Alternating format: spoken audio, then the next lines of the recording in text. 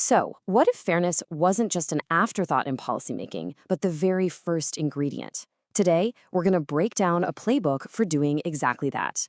We'll explore how to build equity right into our decision making from the ground up, and we're going to use clean energy as our guide. Okay, so let's just dive right in. The source material kicks things off with a pretty stark reality, one that the recent global health crisis really threw into the spotlight. It points out that so many of our essential frontline workers, well, they often come from the very communities that are already dealing with huge environmental and economic burdens. And that right there is the big question, isn't it? It's one thing to see the problem, but the real challenge is how can we actually design policies to fix it? Let's unpack that. To answer that, we're going to start with the core concept. This is part one, putting equity front and center. And the big idea here is that equity can't be an add-on, something you sprinkle on at the end. It has to be a foundational principle from the absolute beginning. The key term you're going to hear is operationalizing equity. Now, what's so great about this definition is how practical it is. This isn't some vague, fuzzy idea. It's about the concrete, hands-on practice of weaving fairness into every single stage of the process, from the first brainstorm all the way to the final report card. And here's what's so cool. When you really center policy around equity, you don't just solve one problem. These communities have a lot going on. A truly effective policy can create this incredible ripple effect. We're talking cleaner air, brand new career paths in clean energy, and real, tangible economic benefits.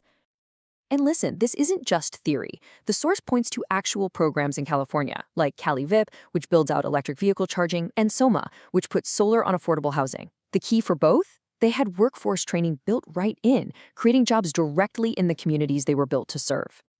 But great programs are one thing. They can only go so far if the money isn't there to back them up. So the crucial point is this. For equity to be a real priority, you have to see it in the budget. And in California, that commitment is a hard number, 35%. For over 7 years now, the state has mandated that at least 35% of its climate investments from its cap-and-trade program must directly benefit disadvantaged and low-income communities. This chart really helps you see that commitment. That 35% slice isn't just a suggestion. It's a massive, dedicated stream of funding. It's designed to make sure that the transition to a green economy doesn't leave the most vulnerable communities behind. In fact, it puts them right at the front. Okay, let's jump into part two. Now that we've got the what and the why, we're getting into the how. This is the practical step-by-step playbook for actually making this stuff happen. And the framework is beautifully simple, really. Design, implement, and evaluate. But the secret sauce in every single phase is partnership.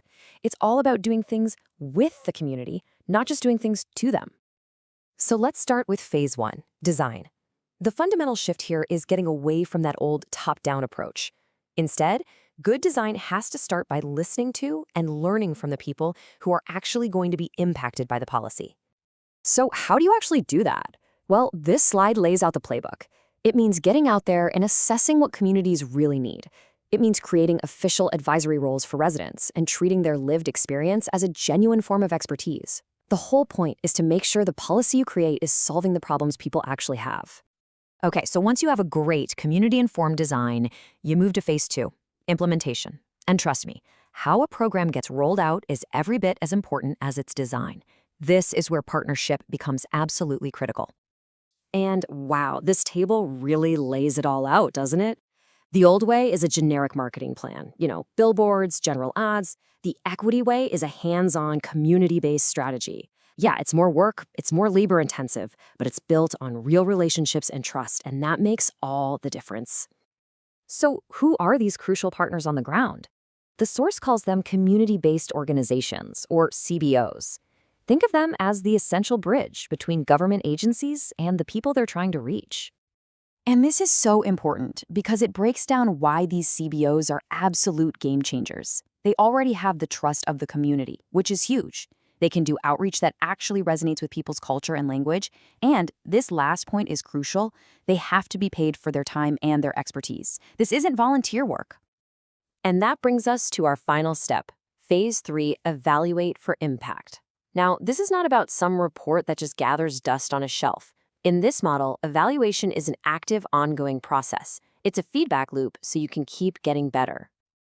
And just like in the first two phases, the community has to be a partner here too. They help decide what success even looks like by picking the right metrics. They can help collect data, and most importantly, they help figure out what the results mean and how to improve the policy. It creates real accountability. Okay, so let's pull all this together in part 3. Because when you assemble all these pieces, you're not just creating fairer policies, you're building a much more resilient future for everybody. So if there's one thing you take away from all of this, let it be this. Planning for equity isn't just a social good, it is a powerful strategy for economic growth. The two goals are actually one and the same. The source material really drives this point home with one last powerful statement. By proactively tackling these long-standing inequalities, governments aren't just doing the right thing, they're actually making their economies stronger and better prepared for whatever comes next. And that really brings us to our final thought. We've just walked through a clear, effective playbook for clean energy policy. But the question that leaves us with is, where else does it fit? If this framework can help build a greener, more equitable economy, what could it do for housing, for healthcare, for education? It's a pretty powerful idea to think about.